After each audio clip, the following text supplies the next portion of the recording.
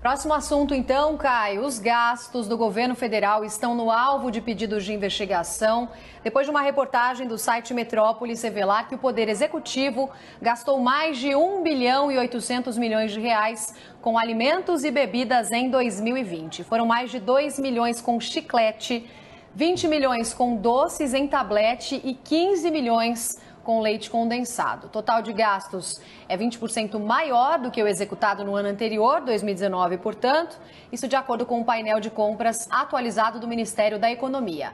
Caio, qual que é a sua avaliação sobre esses gastos com a alimentação do Poder Executivo em ano de pandemia? É bom a gente lembrar, contenção de despesas e um aumento de 20% com gastos de alimentação. Isso é justificável?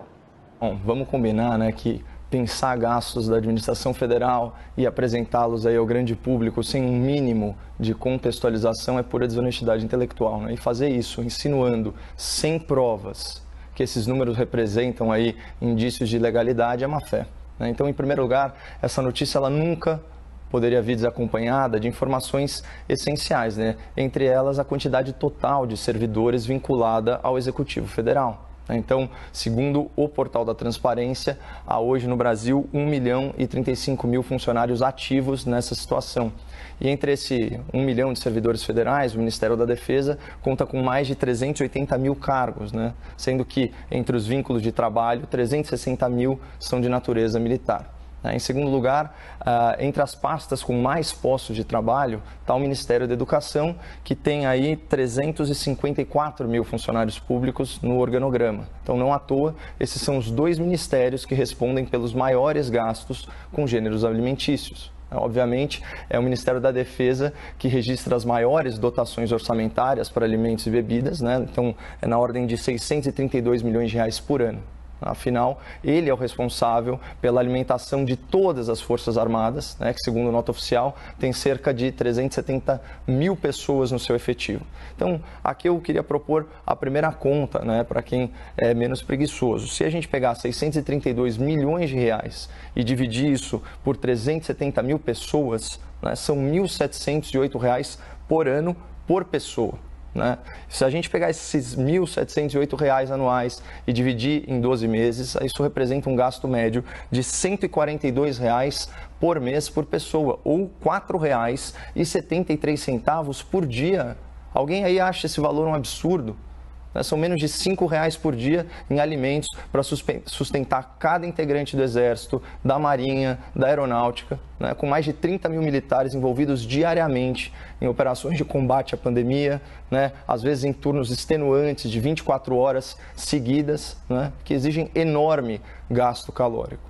E se a gente aplicar essa mesma conta, né, uma conta de padaria, né, mas para todos os servidores públicos federais ativos, aquele 1 bilhão e 800 milhões de reais, né, então aparentemente um número astronômico, eles representam módicos R$ 1.739 por ano, ou R$ 144 por mês, ou ainda R$ 4,83 por dia por funcionário público.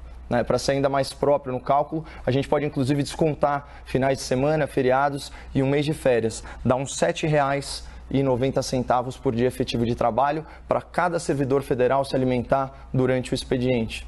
Claro que isso é uma conta de média, né? Há funcionários que não se alimentam em serviço, especialmente na pandemia, ou que contam com outras formas de complementação de vencimentos aí para as despesas alimentares, mas é a média, né? E todo mundo toma aí o seu cafezinho. Uma outra informação fundamental que agora está sendo desprestigiada, mas que há pouco tempo ocupava as manchetes de todo o noticiário, né? A inflação recorde no preço dos alimentos em 2020.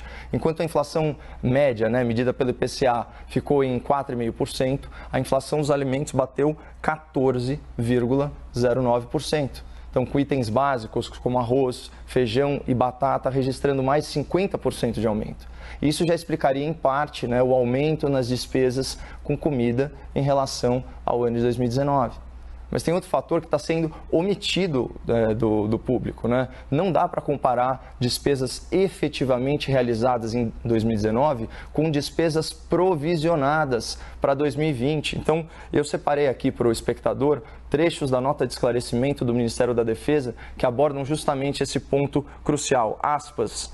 Existem processos de licitação em fase inicial de compra por registro de preços, sem, contudo, haver sido consumada a compra dos itens discriminados. Nessa modalidade, a administração pública não está obrigada a firmar as contratações dos itens listados no pregão. Portanto, as quantidades elencadas não representam necessariamente a eventual aquisição e são estimativas para o período de 1 ano. Além disso, os preços constantes do chamamento público são valores de referência compatíveis com o mercado. Então, olha, mais que isso, só desenhando. Então, primeiro, esse gasto de quase 2 bilhões de reais, quando considerados por servidor ou por militar, são gastos razoáveis, eles seguem preço de mercado e obedecem a processos licitatórios. Segundo, ano passado os alimentos ficaram sujeitos a uma inflação bem acima da média, o que impacta no preço. E terceiro, ainda não dá para comparar o ano de 2019 com o ano de 2020, porque o orçamento de 2020 ainda é estimado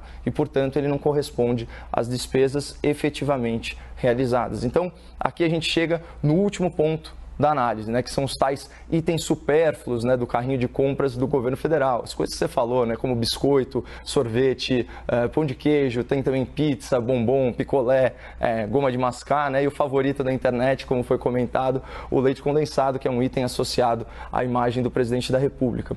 Vendo a lista dos itens divulgados, não tem nada muito fora da dieta padrão do brasileiro de classe média, o que é uma pena, porque muitos desses itens, por excesso de açúcar, por excesso de gordura, eles não fazem bem para a saúde.